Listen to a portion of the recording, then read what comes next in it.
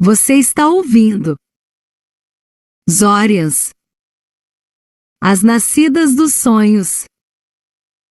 Autora, Shirley F. Costa. Capítulo 6. Kislar tem suas respostas. Após algum tempo, Kislar e a mulher que a guiava chegam a um lugar bastante deserto. A Tantrum entra em um bosque e anda rapidamente por entre as árvores, ainda seguida pela Druin Kislar. Seu caminho é iluminado apenas pela fraca luz do luar.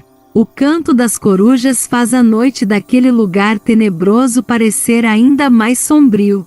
Algumas aves noturnas revoam assustadas, mas somente pode-se ouvir o bater pesado de suas asas, tamanha é a escuridão do bosque.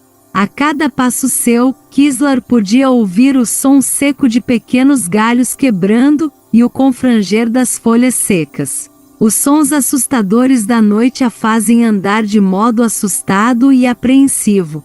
Após breve espaço de tempo, ela vê uma clareira em meio ao bosque e ao longe pode notar que a Tantrum a esperava. Ela aproxima-se daquela mulher que, apesar de suas vestes maltrapilhas, ainda guardava certa beleza. Era alta, magra, olhos azuis, cabelos lisos e longos, na cor de fogo. Tinha uma faixa preta amarrada na testa, em seu ousado decote. Podia-se notar o sinal de nascença comum a todas as Zórias, porém, já bastante diferenciado do mundo de Aster. Em seu peito, na altura do coração, havia como sinal de nascença uma rosa negra rodeada de espinhos. Suas unhas eram longas, negras e brilhantes. Seu olhar, apesar de frio, conservava ainda certa doçura que fazia lembrar, mesmo que de forma muito distante, ter sido um dia aquela criatura, uma boa Zória. A Tantrum convida Kislar a sentar-se em um enorme tronco de árvore caído. Assim que se acomodam, a mulher fala: "Aqui correremos menos riscos. Podemos conversar sem grandes perigos para nós duas. As Tantrums são pouco tolerantes e sabem ser cruéis com quem as desobedece ou desafia." Kislar a olha sem entender o que realmente aquela mulher lhe dizia, mas logo suas perguntas seriam respondidas. A Tantrum, então, começa a esclarecer todas as dúvidas de Kislar. Primeiro gostaria de vos explicar que, uma vez transformadas em Tantrums, passamos a usar linguagem diferente de Aster. Isso facilita o contato com os mortais. Agora, respondendo suas perguntas, Nogrit é o nome de um mundo paralelo, assim como o mundo de Aster, porém muito mais próximo da Terra, onde vivem os seres trevosos e as Zórias que transgrediram as leis de Aster e que foram capturadas pela Tantrum Negra Atro. Entre as muitas Tantrums que vivem em Nogrit, eu e mais 8 delas fomos Zórias Druins reais, guardiãs das 9 chaves sagradas. Eu vivo presa entre o mundo de Nogrit e o mundo dos mortais. As outras 8 guardiãs encontram-se aprisionadas em Nogrit, sem poder sair daquele mundo, e guardam consigo as suas chaves. Vivemos na Terra, entre os mortais que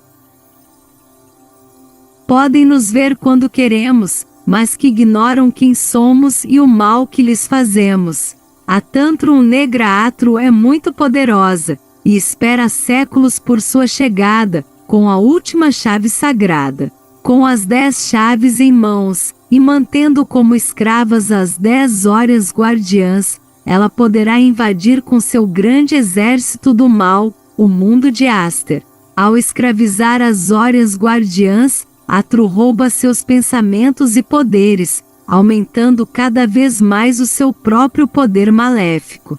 Assim que Aster for invadido, as Zórias guardiãs serão obrigadas a levá-la até a entrada secreta do grande salão.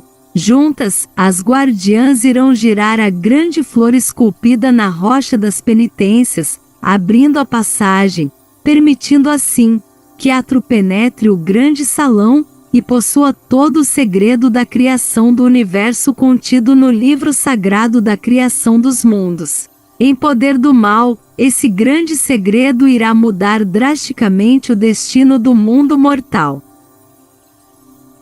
A Tantrum faz uma pequena pausa, parecendo se emocionar ao lembrar-se de Aster. Continua com a voz embargada pela dor e pela saudade.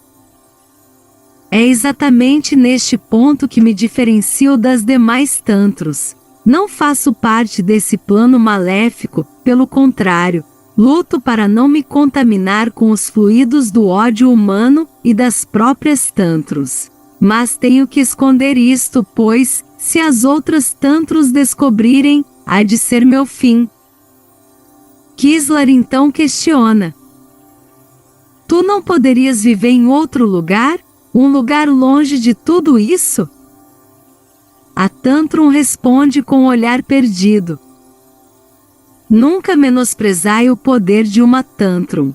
Uma vez julguei poder livrar-me da escravidão a que sou subjugada, mas sofri penas terríveis, veja. Levantando a barra de seu longo vestido, mostra a Kislar seus pés. Eram pés monstruosos, assemelhando-se aos pés de uma coruja. Levanta-se, e expondo suas costas, mostra que suas asas foram cruelmente amputadas, deixando apenas um pequeno pedaço para que não fosse esquecido que ali um dia existiram belas asas. Por fim, ela lhe mostra sua língua, cortada verticalmente e separada em duas partes, assemelhando-se à de uma serpente.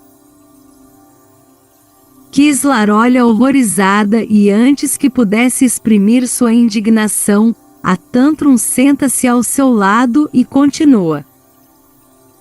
Fui alertada de que se novamente tentasse fugir de Nogrit, seria transformada, para a eternidade, em um ser totalmente monstruoso e divorciado da aparência que tenho agora.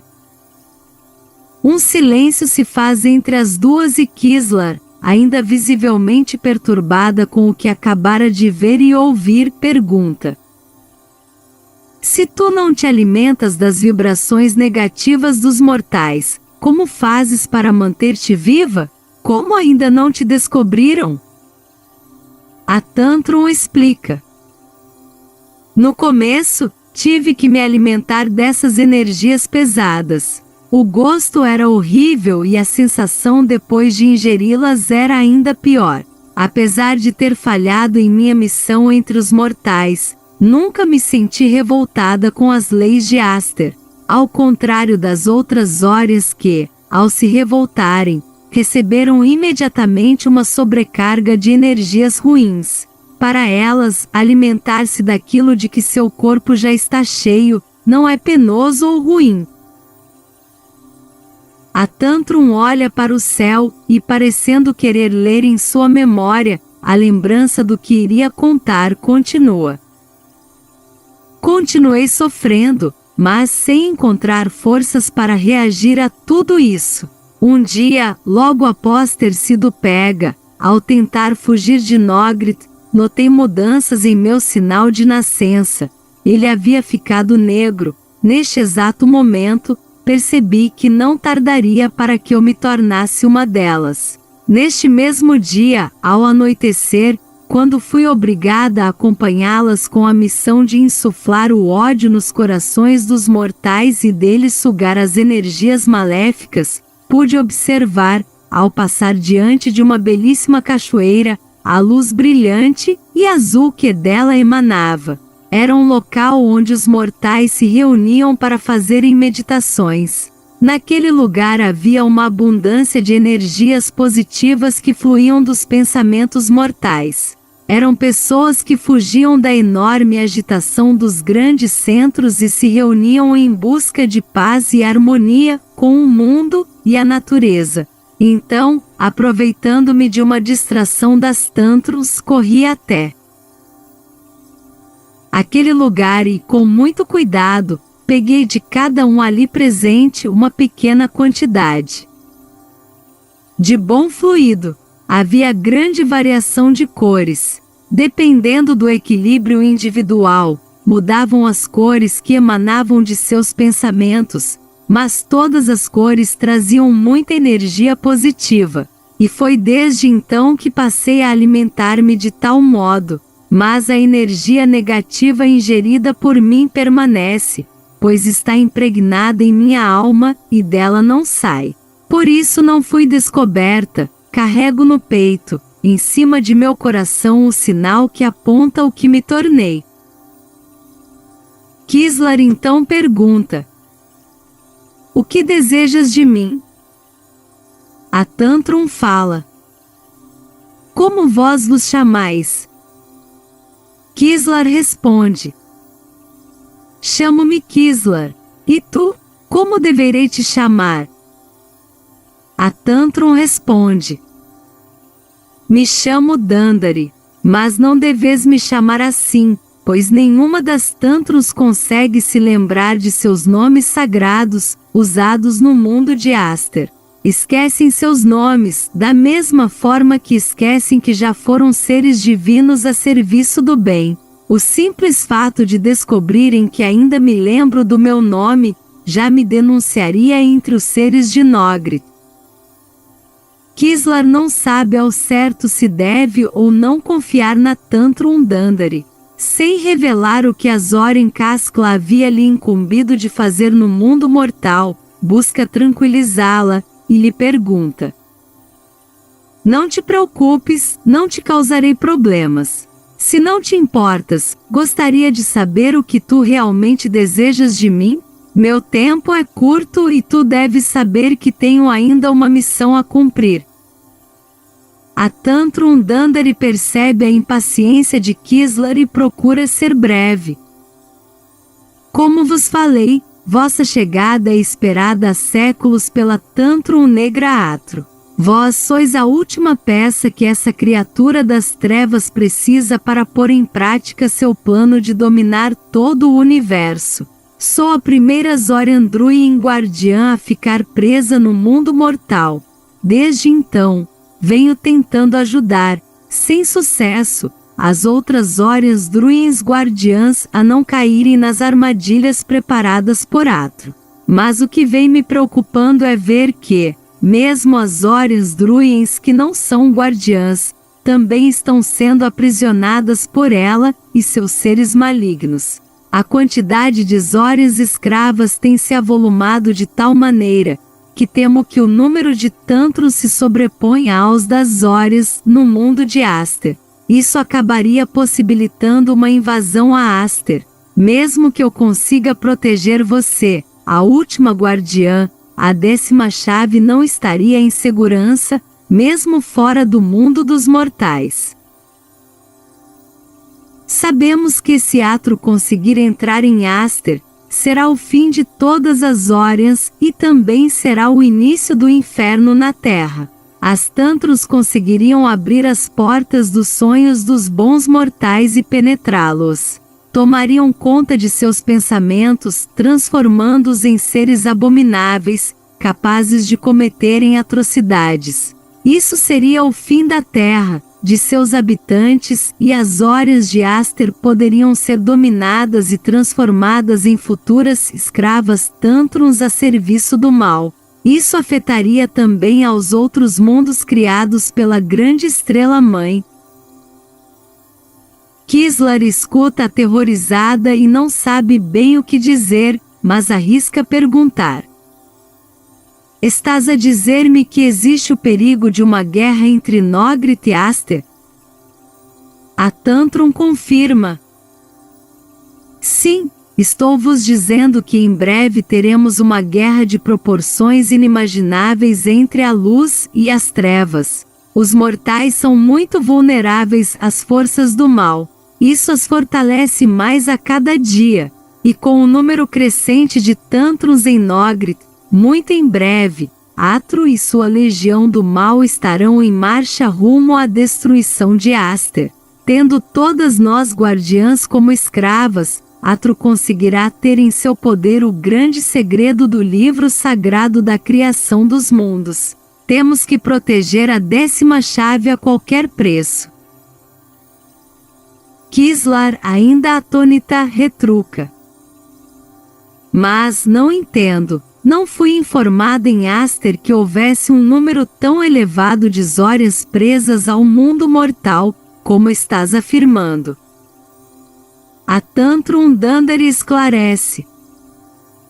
Somos seres esquecidos pelo mundo de Aster e ignorados pelos mortais, Kislar.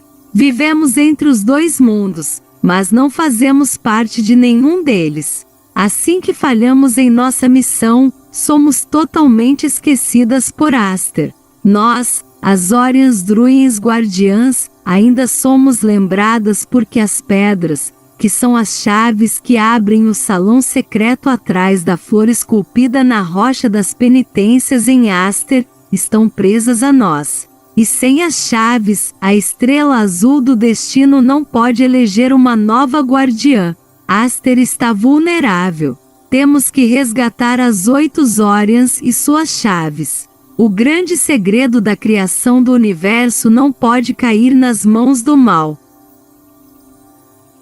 Dandari tira de uma sacola negra presa à sua cintura, uma pedra de cor vinho, brilhante, lapidada em formato de uma pétala, e a admira por alguns segundos. Emocionada, olha para Kislar e fala com a voz embargada.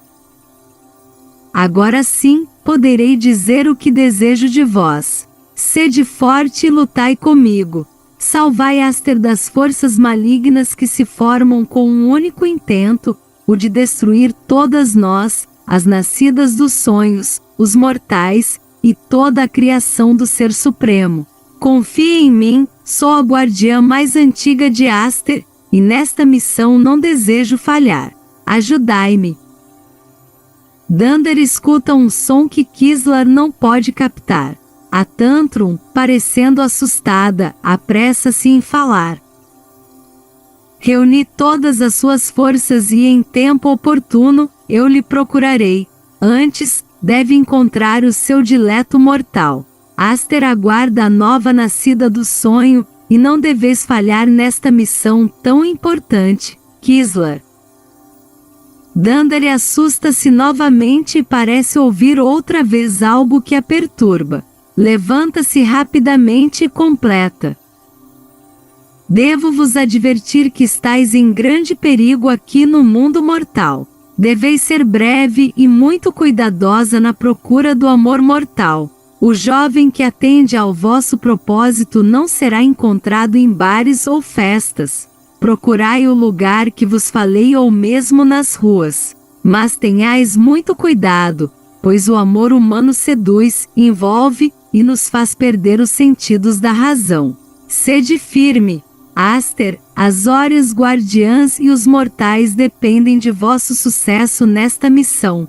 Não vos deixeis enganar pelas Tantrums, elas são poderosas, ardilosas, persuasivas e podem enganar-vos facilmente. Ide agora, pois presinto que estou sendo procurada, e não tardará para que me encontrem aqui convosco.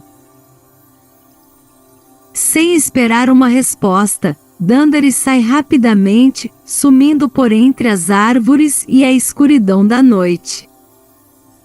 Kislar permanece sentada no tronco. Precisava avaliar tudo o que estava acontecendo. Ela sabia o poder que continha o livro sagrado da criação dos mundos e temia que as 10 chaves sagradas caíssem nas mãos do mal. Estava ciente de que ela era a única salvação ou a total perdição de seu mundo, Aster, e do mundo dos mortais. Resolve atender ao apelo de Dandari e se proteger contra um possível ataque dos seres trevosos. Abre a pequena sacola e tira uma das pequenas folhas que havia recebido para sobreviver durante os 3 dias na Terra. Azória não sabia bem o que fazer com tais folhinhas, a não ser que, ao necessitar de dinheiro para pagar a conta no bar, uma das folhinhas havia se tornado dinheiro, no valor exato a ser pago. Agora ela sentia-se cansada e necessitava de um lugar seguro e confortável para repousar. Kislar olha atentamente para a pequena folha depositada na palma da mão e pensa no que deseja naquele momento. Imediatamente a folha se transforma em um pequeno ponto de luz muito brilhante.